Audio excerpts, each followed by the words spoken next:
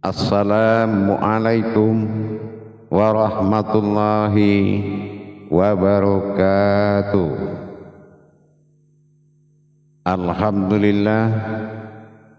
Alhamdulillahi rabbil alamin. Assalatu wassalamu ala asrafil anbiya'i wal mursalin Sayyidina wa maulana Muhammadin.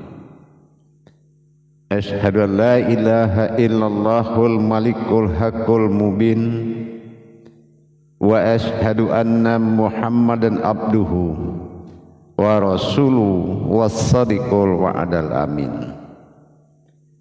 Allahumma shalli wa sallim wa barik wa karim ahzanur nabil karim ihdinil ladzi min jamalika wa innal ladzi min jalalika wa innahu min kitabika wa tahirin wal mujahidina amma ba'du ibadullah wa ittaqullah. Bersyukur kita kehadirat Allah dengan mengucapkan alhamdulillahi rabbil alamin atas segala limpahan karunia rahmah dan hidayahnya, serta dengan izinnya juga kita dapat menjalankan amanahnya, beramal dan beribadah zahir batin dunia dan akhirat. Bersalam kita tidak akan pernah dilupakan. Marilah sama-sama kita sampaikan kepada junjungan kita Nabi Allah Nabiul Akhirul Zaman Rasulullah Muhammad sallallahu alaihi wasallam. Atasnya kalimahnya kita kalamkan dengan membacakan Allahumma sholli ala sayyidina Muhammad wa ala alihi sayyidina Muhammad. Alhamdulillah bertemu lagi dengan saya Guru Mursyid Syekh Nur Muhammad Buya Irwan Maulana Al-Khalidi Pasaman, Sumatera Barat. Tentunya dalam makom majelis zikir ma'rifatullah, dalam tayangan YouTube Buya Pasaman Timur yang insya Allah selalu berbagi wawasan dan ilmu pengetahuan. Mudah-mudahan bermanfaat buat kita bersama dalam rangka meningkatkan iman dan takwa. Perlulah kita belajar memahami hakiki daripada sebuah hakikat yang menuju kebenaran. Hakiki yang bermaksud di dalam hakikatnya Allah. Memahami rahasia di balik rahasia itu menandakan bukan sebuah kesulitan. Memahami rahasia di balik rahasia, itulah Tuhan. Tuhan adalah sebuah makom derajat yang tertinggi. Kata-kata Tuhan itu tidak memperlihatkan siapa bentuk dan apa bentuknya. Tapi Tuhan itu akan terlihat dan terbentuk apabila pencapaian tingkat mata batin seseorang menuju keilahiyahannya, menuju sifat ketuhanannya. Tentulah ada dasar-dasar. Dikatakan sebuah Tuhan, kata Tuhan ini adalah kata junjungan yang tertinggi. Memang Allah memberikan suatu tangga tauhid untuk pengenalan dirinya. Ada yang dalam wujud akal, ada yang dalam wujud iman, ada juga yang dalam wujud ilmu. Ada juga di balik itu semua, yaitu di dalam ada dan ketiadaan. Pencapaian ketuhanan ini sesuatu hal yang sangat wajar oleh sebuah wujud manusia, asal manusia itu tahu siapa sebetulnya wujud dirinya yang sebenarnya. Dari makom-makom kehidupan yang dijadikan oleh Allah, maka manusia dibebaskan untuk mencari kedudukan dari makom-makom yang telah disiapkan. Ini yang dikatakan Allah itu dalam prasangka umatnya. Ada makom yang bersifat alam, ada juga makom yang bersifat makhluk, ada juga yang bersifat ruh, hayat, kekuatan, nama, dan sebagainya. Untuk mencapai fungsi dari sebuah tujuan Allah terhadap kodrat yang bernama diri, tentulah kita ingin tahu sebetulnya apa fungsi kita diwujudkan oleh Allah di muka bumi ini. Apa sebetulnya fungsi kita ini? Apakah sebuah makhluk untuk mengisi alam ini aja? Ataukah Allah hanya ingin melihat kamu hidup dan terus mati? Atau memang ada perjanjianmu dengan Allah? Inilah yang harus menjadi suatu hal yang sangat wajib. Sebagaimana yang pernah saya sampaikan, 3 kewajiban, hal yang wajib diketahui. Awal diri adalah Tuhan, ilah ba'dal tunggal wahid mula jadi. Itu awalnya diri.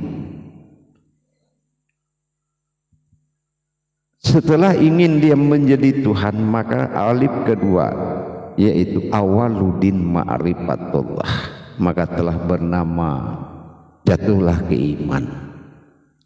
Kalau awal diri tadi adalah awalul wajibin, alal insani huwa maififatul illahi bi istighni.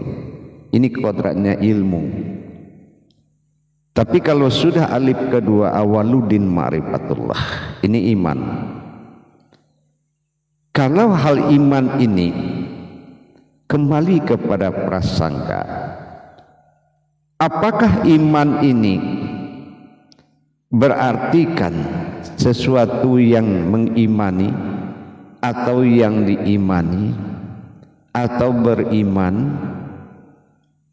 Ini sangat relatif. Mana yang harus diimani,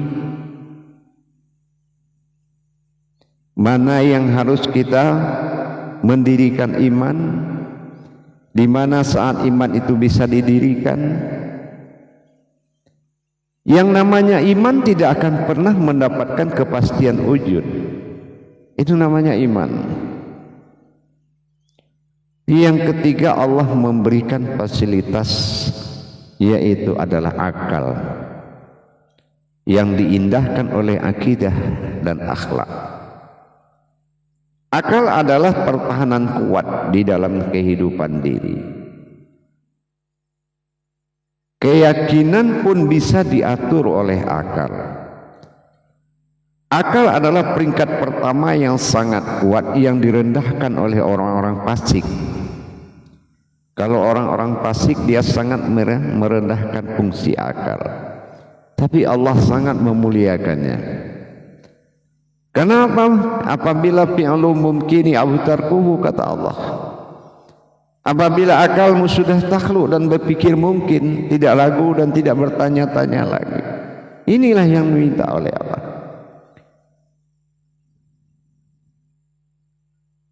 Maka dengan demikian, mentauhidkan diri kepada Allah, kita harus melihat fungsi diri kita. Sebagai apa kita diwujudkan ke depan bumi ini? Kita dimaujudkan oleh Allah ke muka bumi ini. Dan yang lucunya, tidak ada perselisihan apabila kata-kata Allah menempatkan tentang kodrat ketuhanannya. Itu persis dengan keberadaan manusia.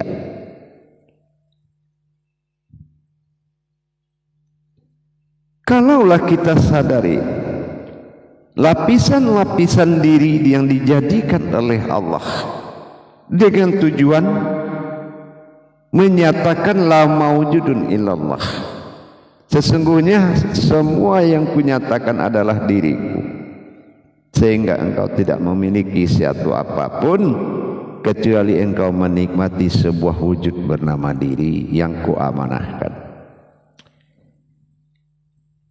Dengan demikian, melaksanakan ketuhanan Tuhan terhadap kewajiban kepada manusia, maka manusia melaksanakan kewajiban Tuhan terhadap manusia, yaitu inna lillahi. Apa yang dimaksud inna lillahi? Keakuan ketuhanan, inna illahi, keakuan ketuhanan yang hayat ini semata dijaga dan betul-betul dijaga. Dari apa kita jaga? Dari keakuan keinsanan kita, keumatan.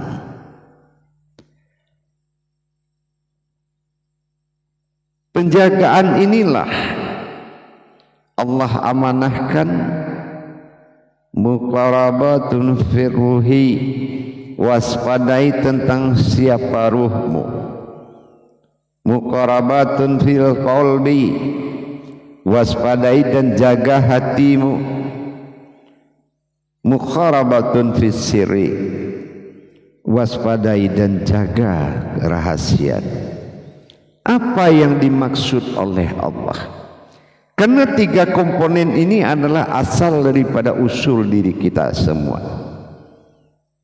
Sir, an-nasira wa anta sir. Engkau berasal dari rahasiaku, engkau rahasiaku, dan aku rahasia engkau. Innallaha innal insanu masyakinatur wala marido. Kamu berasal dari rahasiaku. Ingat itu. Yang kedua firuhi. Kalau ruhi alif sudah dinaikkan kasrai, berarti hayat. Mana hayatnya Allah? Apakah kita ini bukan hayatnya Allah? Itu dijaga. Jangan sekali-kali merasa hayat sendiri. Ini hayati, hayatihi. Nah, yang ketiga itu mukharabatun fil qalbi tadi. Ini makom. Manusia itu Allahu a'lam, makomnya Allah. Qalbi mu'mini baitullah. Untuk menjaga hal ini, kita melihat fungsi diri kita. Apa fungsi diri kita? Adalah mendirikan dan membawakan hayatnya Allah sebagai wujudnya. Untuk apa? Diseru semua sekalian alam untuk beribadah kepada Allah. Terus bagaimana bisa semua beribadah kepada Allah? Melalui apa dan seperti apa ibadahnya? Inilah yang dikatakan dengan kubah Ka'bah Baitullah. Manusia ini adalah sebuah rumah, sebuah batinnya Allah yang hak dan sah, Baitullah. Berarti pedoman dari sekalian alam, penampakan wujud dari kalam-kalamnya Allah kepada semua alam adalah diwujud hayatnya Allah.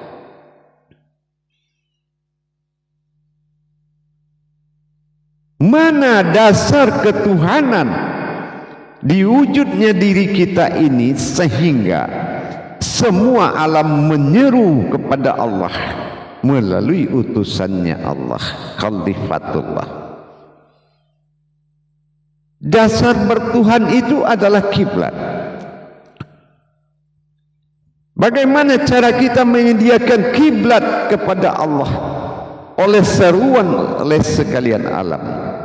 Kalau manusia sudah bagian hayatnya Allah, tidak akan pernah mencari diri, akan ketemu diri. Diri itu adalah rahasia besar yang tidak akan pernah terungkap. Karena mencari diri dapat Tuhan, mencari Tuhan dapat diri. Tetapi mengenai Rabbil Alamin, fungsi Tuhan oleh sekalian alam harus melalui Ka'bah, Qiblatullah wal Kubah. Inilah markubahnya Allah. Beranazir sebagai Amirul Mukmin, penghulu dari sekalian alam dan hidup. Ma'ul hayat, ruhul azuma, sumber dari semua yang hidup di muka bumi ini. Inilah wujudullah. Inilah yang dikatakan wujudullah. Inilah manusia. Al-wujudun illallah.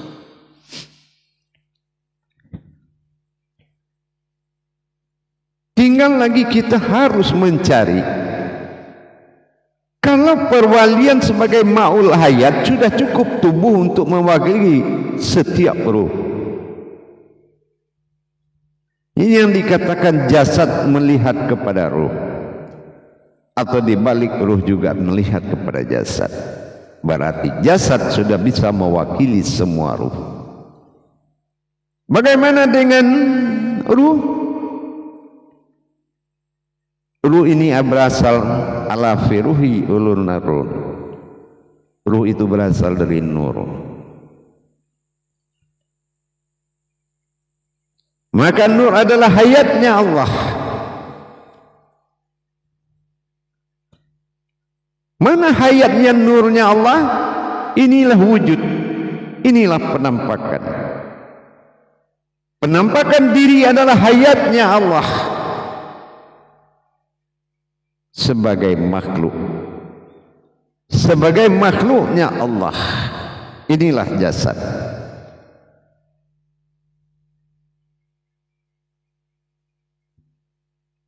Ini yang menentukan sekali. Apabila keadaan kodrat diri sebuah jasad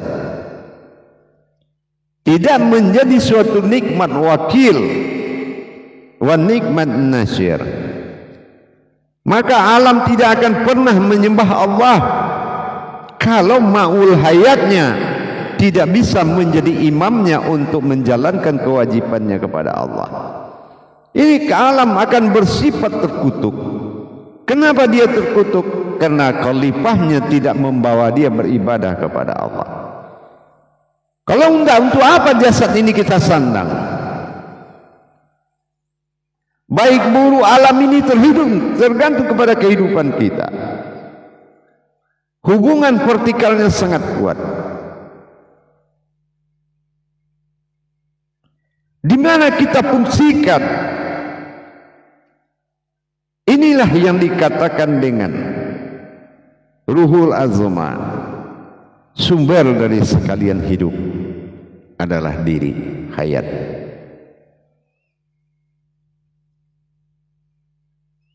Maka dengan demikian mendirikan kiblat pada diri, dasar semua alam akan menyembah Allah. Menyembah. Jadi kalau kita tanya, apakah air, api, angin, tanah itu sembahyang? Iya, dia sembahyang. Bagaimana caranya menyembah? Inilah perjalanan batinnya Allah tadi. Ba'da.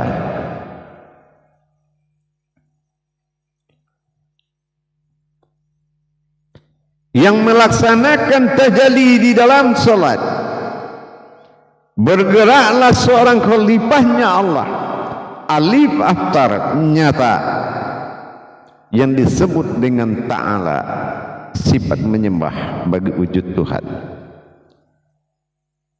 Rabbana lakal hamdu minus samawati wa mil'al. atas nama alam,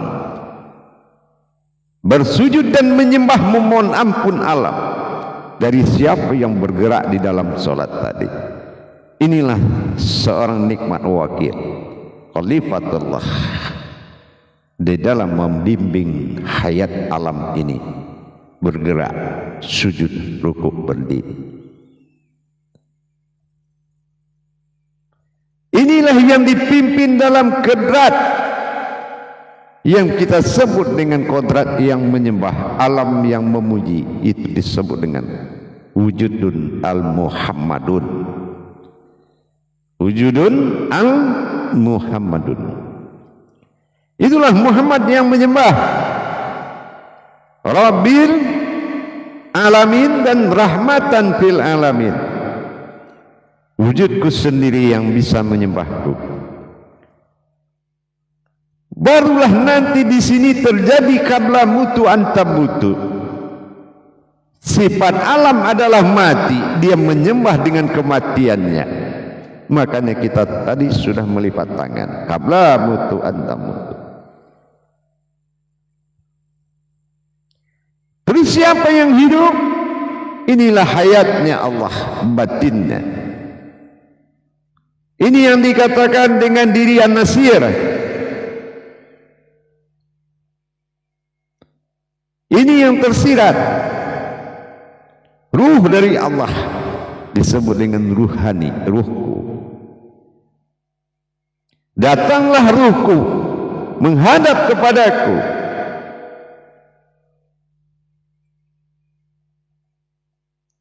Kenapa? Inilah dohirnya Allah, zahiru.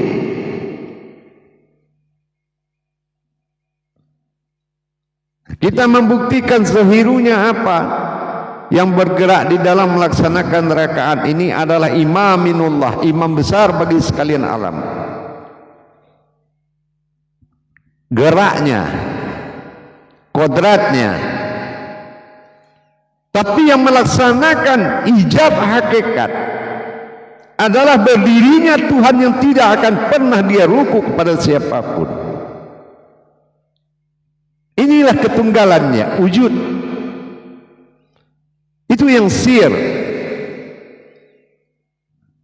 Dikatakan alif natijah.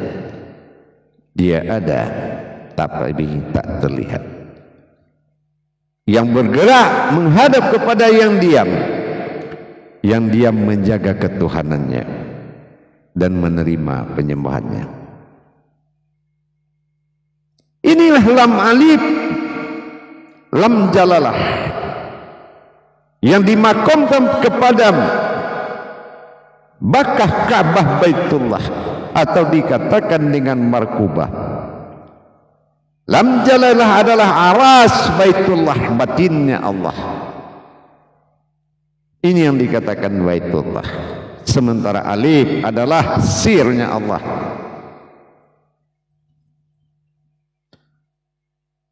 Apabila sirnya sudah berpadu dengan kekuatannya, lam jalalah, tersiratnya alif menjadi suatu kodrat rahasia, dinamakan batinul hayat. Inilah batinul hayat, yaitu sebuah batin yang hidup.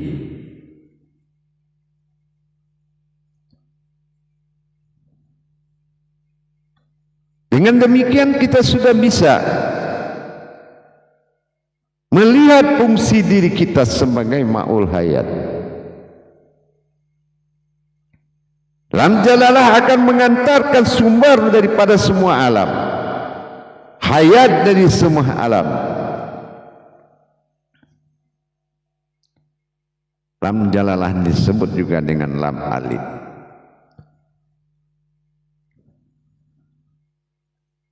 Alamnya alif.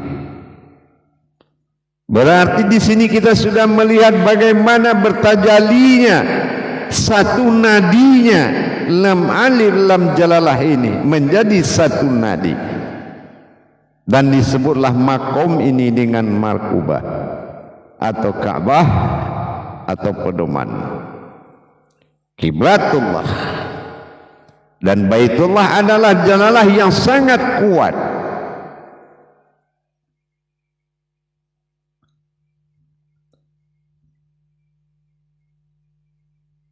Berdiri dengan gagahnya alif, segala tersirat berhumul kepada kodrat alif.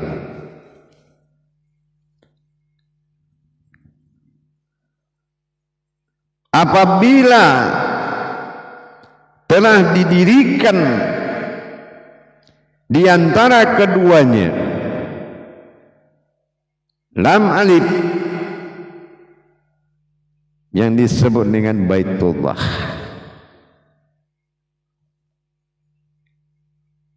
yang akan mewujud berwujud Ka'batullah. Ini yang dikatakan markubah atau kiblat. Nah, wujud dari hal tersebutlah memiliki hak dan wewenang ketuhanan mutlak. Lam alif. Nah, ini yang ditandakan keberadaan ketuhanan dari lam alif dan tidak memiliki gerak siapapun dari kecuali gerakku sendiri.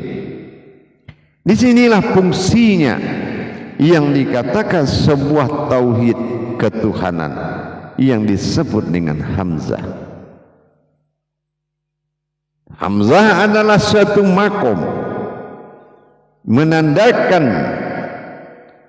sebuah makom tauhid tertinggi. Kalau alif ini kita lihat apabila di atasnya ada Hamzah, maka alif ini dipanggil dengan A.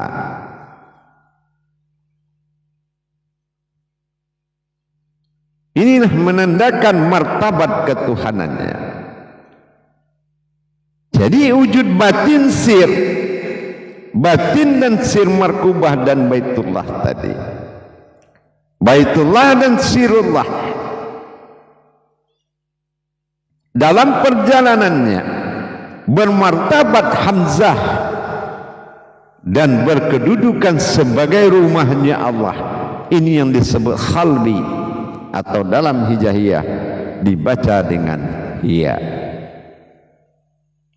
Maka kesempurnaan lam alif Hamzah iya. Apabila kita bisa melihat kodrat itu, maka disinilah kita boleh berbicara dengan pandangan. Inilah yang dinyatakan dan dihayatkan, ditajalikan dan didirikan. Maka semua alam akan tunduk dan taat. Kalau sudah berdiri alam alif hamzahiyah,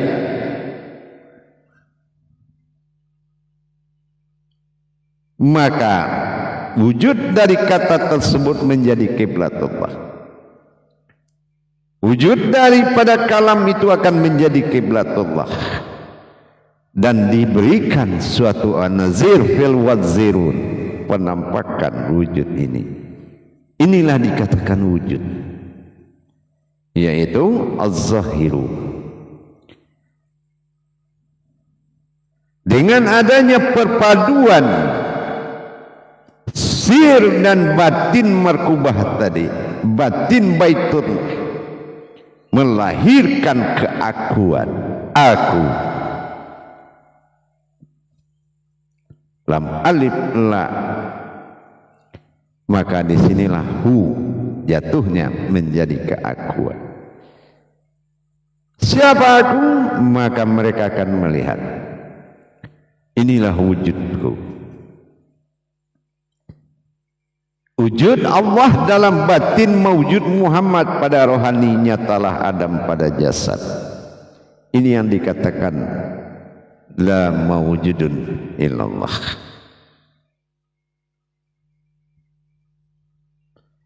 Jadi kalau kita sudah memahami demikian, maka dia bertasbih siang dan malam. Allah, Allah, Allah, Allah. maka semua alam akan menyeru dengan la ilaha illallah. Tidak pernah kami lihat yang nyata selain ini. Tidak ada yang nyata di mata kami melainkan Engkau ya Allah. Allah, akulah Allah. Kemuliaan Allah akan turun ke diri kita dan menyempurnakan ibadah semua alam. Dan kita hanya menjaga sebagai saksi bagi dirinya, saksi bagi wujud itu sendiri. Cukuplah engkau saksi bagiku. Maka kita menyaksikan bagaimana alam ini menyeru dan menjunjung tinggi kepada rahmatan fil alamin, yang selalu Allah, Allah memuji atau Muhammad. Maka kodrat itu disebut Muhammad karena kalam itu tidak pernah berhenti memuji. Dengan demikian mulailah kita berhubungan komunikasi batin dengan seruan seluruh alam. Dengan kita melihat pada dada kita berdiri gagahnya suatu batin Allah, nafas, dan berkalamlah alam menyeru sirnya Allah, nafas, maka memberikan penampakanlah sebagai pedoman kiblat bagi sekalian alam. Jadi kalau kita sholat, nah itulah dia. Bagaimana perjalanan ba'da tadi? Ba itu adalah batin, bara'ah atau bakah.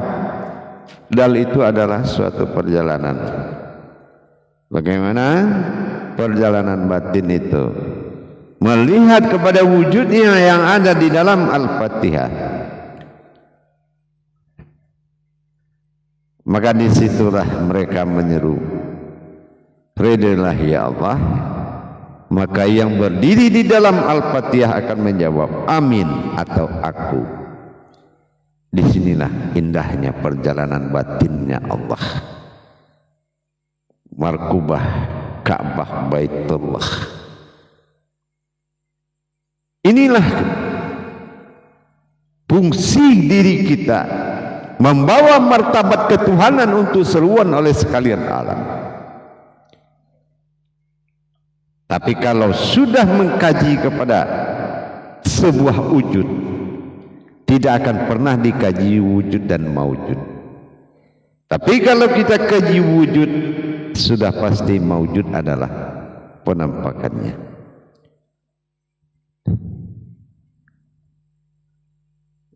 Alam tidak akan pernah murka kepada kiblatnya.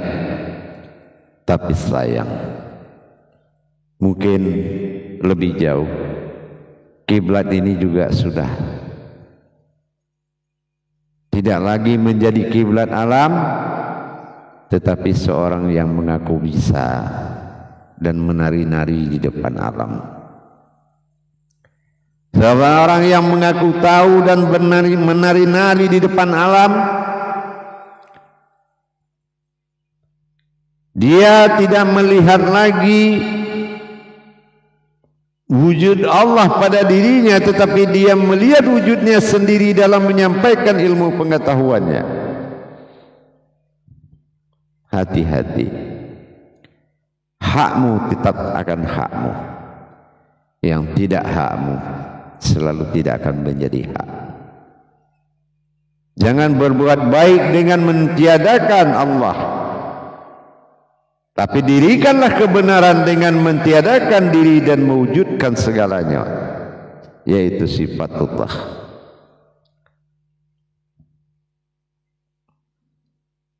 Kalau kita bercerita Allah, bercerita diri, artinya ada dan tiada. Belajarlah mengkaji yang ada dengan mentiadakan diri. Perhatikan baik-baik gerak yang tidak berhenti dalam dirimu. Napas dan jantungmu adalah tajalli Allah. Seruan yang tidak berhenti kepada siang dan malam. kepada seluruh alam. Maka belajarlah kita bagaimana mendirikan hakikinya hakikat Allah sehingga menjadi hayatnya Allah. Insya Allah belajarlah menerima keberadaan pernyataan Allah terhadap diri kita. Kalau dia bilang sama itu miliknya, ya insya Allah kita yang memakai. Basar itu miliknya, insya Allah kita yang memakai. Siapa yang memakai? Adalah sebuah diri bernama sifat baginya. Ana siri fil sifatun ala sifatun ala nahu. Memang kudirikan diri yang berdirikan sifat, tapi sifat itu juga adalah aku. Kata-kata aku ini sangat menjadi perhatian di dalam ibadah, karena dari kata aku inilah pencapaian ketuhanan kita lebih kuat. Dapat nama, dapatlah diri, dapat diri, dapatlah Tuhan, dapat Tuhan, dapatlah aku. Kenal aku, maka kenallah wujud. Tiada yang wujud melainkan wujudku sendiri. Insya Allah pemahaman keberadaan hakikat yang hakiki di dalam diri perlu menjadi rasa, perlu menjadi perhatian sebagai kursinya Allah, perlu menjadi rasa sebagai aras dan kekuatan Allah. Tetaplah dirimu yang sesungguhnya. Sesungguhnya itu bukan dirimu. Mudah-mudahan bermanfaat bagi kita bersama. Sadaqallah warakallah. Rabbana atina fid dunya hasanah wa fil akhirati hasanah wa qina adzabannar. Subhana rabbika rabbil izzati amma yasifun. Wassalamu alaikum warahmatullahi wabarakatuh.